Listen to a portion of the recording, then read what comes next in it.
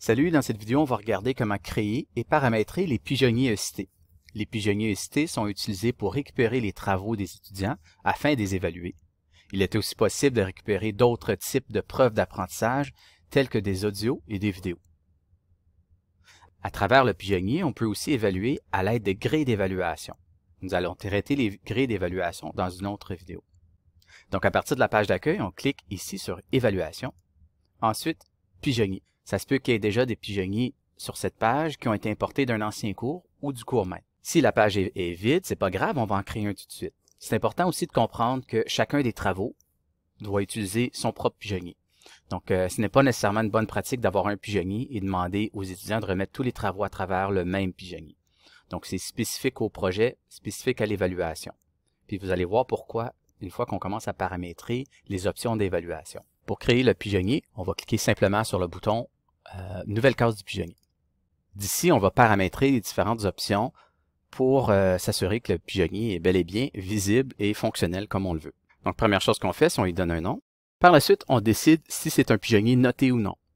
C'est pas nécessaire de noter un pigeonnier, on peut l'utiliser simplement pour récupérer des choses. Si c'est noté, on va en rentrer les points ici. Aussi, si c'est un pigeonnier qui est utilisé dans le cadre d'une évaluation formative, on peut le noter sur le pigeonnier, mais ce n'est pas nécessaire de le synchroniser avec le carnet de notes. Donc, les notes qu'on remet sur le pigeonnier sont communiquées à l'étudiant, mais ne sont pas communiquées au carnet de notes. Donc, ne figurent pas dans la note finale de l'étudiant.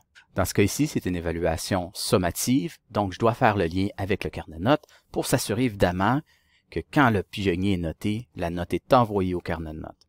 Pour le faire, on va cliquer ici sur Carnet de notes. Donc, on va faire un choix dans le carnet de notes. Ici, on a deux options. Si le carnet de notes ne contient pas encore un élément qui se nomme Projet 1, qui est relié à l'évaluation sommative, on peut le créer ici. Mais il y a des bonnes chances que, comme moi, vous avez déjà planifié votre carnet de notes selon votre plan de cours. Donc, il n'est pas nécessaire de créer un élément ici. On peut simplement aller le lier à un élément existant. Dans ce cas ici, c'est mon évaluation pour l'UA3. Donc, on clique ici pour faire la sélection de la colonne. Ensuite, OK. Si le pigeonnier a une date d'échéance, on peut l'indiquer ici. Mais c'est important à noter que la date d'échéance n'empêche pas l'utilisation du pigeonnier. Il fait simplement indiquer à l'étudiant qu'un travail est dû à un certain moment. Si on veut vraiment arrêter la disponibilité d'un pigeonnier à un certain moment, on va plutôt aller le faire ici. Mais je vais rentrer une date d'échéance. On va dire que c'est dû vendredi à la fin de la journée. Ça, c'est correct. Donc, si on descend un peu, on va rentrer dans les instructions. Ici, on peut rentrer évidemment des instructions sur ce qui est à faire pour le pigeonnier. Souvent, les profs aiment créer un document à l'extérieur de ECT, par exemple un document Word ou un PDF. On peut aussi l'attacher.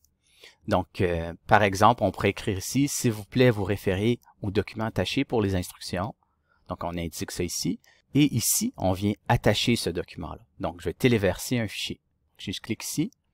Je peux aller téléverser, par exemple, le PDF qui contient les instructions. Là, je vais aller choisir un document et inclure. Donc là, le document avec les instructions se retrouve à être une pièce jointe au pigeonnier, donc disponible seulement quand le pigeonnier est disponible. En plus de joindre des fichiers externes au pigeonnier, il est possible aussi de joindre des liens du cours, donc des éléments qui sont peut-être ailleurs dans le cours, des liens externes, donc vers un site web. Par exemple, on pourrait demander à un étudiant d'aller visionner des vidéos qui sont à l'externe pour ensuite revenir vers le pigeonnier pour soumettre ses preuves d'apprentissage. On peut faire des liens avec notre Google Drive ou avec notre OneDrive. Donc, vous voyez là, toutes ces options-là sont des choses qu'on peut rattacher au pigeonnier, qui font partie un peu de tout ce qui est à faire par rapport à l'évaluation. Il est possible de rajouter une trame audio. Donc, par exemple, juste vous qui parlez de ce qui est à faire. Donc, certains étudiants préfèrent une version audio qu'une version écrite. Donc, c'est possible ici de l'ajouter en cliquant là. Et même chose avec une vidéo. Donc, on pourrait se filmer à expliquer ou à parler aux étudiants par rapport à ce qui est à faire avec le pigeonnier. Quand on utilise ces deux boutons ici, ça devient aussi une pièce jointe au pigeonnier. Si on veut restreindre à quel moment l'étudiant peut avoir accès au pigeonnier, on doit passer ici dans le bouton « Date et conditions de disponibilité ». Même si on a mis une date d'échéance, ça n'empêche pas l'étudiant de venir après vendredi et quand même utiliser le pigeonnier. Donc, si on veut restreindre, il faut vraiment aller ici dans les dates et conditions de disponibilité. Donc, la date de début détermine à quel moment l'étudiant peut avoir accès au pigeonnier, les instructions et les pièces jointes. Donc, ça peut être aujourd'hui, par exemple. Donc, la date de fin détermine à quel moment l'étudiant perd l'accès. Donc, évidemment, l'accès aux pièces jointes, l'accès à faire des soumissions aussi est enlevé. Donc, contrairement à la date d'échéance. Donc, ici, on va dire que le 18 est aussi la date de fin, qui est entièrement possible. On peut avoir la même date de fin que la date d'échéance. Certains profs, parfois, par exemple, vont donner une date d'échéance et donner quelques jours là, de grâce, donc de dire l'étudiant peut quand même soumettre quelques jours en retard. Par contre, si c'est le cas, ECT va vous informer que la soumission a été faite après la date d'échéance. Donc, c'est à vous de gérer, si on veut, le retard. Nous allons couvrir les conditions de diffusion et l'accès spécial dans différentes vidéos. Maintenant, on va passer à la section soumission et achèvement. Donc, si on rentre ici, on peut déterminer si c'est un pigeonnier d'équipe ou individuel. Dans ce cas ici, ECT détecte qu'il n'y a pas de groupe encore de créé dans mon cours, donc l'option de groupe n'est même pas disponible. Je vais couvrir en plus grand détail comment on peut créer des pigeonniers d'équipe dans une autre vidéo. Si on descend un peu, le type de soumission détermine quel genre de fichier ou de soumission qu'on s'attend. Par défaut, et qui est probablement la version la plus utilisée, c'est d'accepter des documents. Donc, on veut que le pigeonnier accepte des fichiers, des Word, des Excel, des PDF, etc. Il est possible, par contre, de créer un pigeonnier qui permet une soumission en texte seulement. Donc, l'étudiant rentre et rentre son texte manuellement dans le pigeonnier. Donc, il y a certaines situations que ceci peut être favorable. Ce qui veut donc dire qu'on ne s'attend pas à recevoir des fichiers à travers le pigeonnier. Donc, le pigeonnier est simplement utilisé pour gérer l'évaluation et les rétroactions, etc.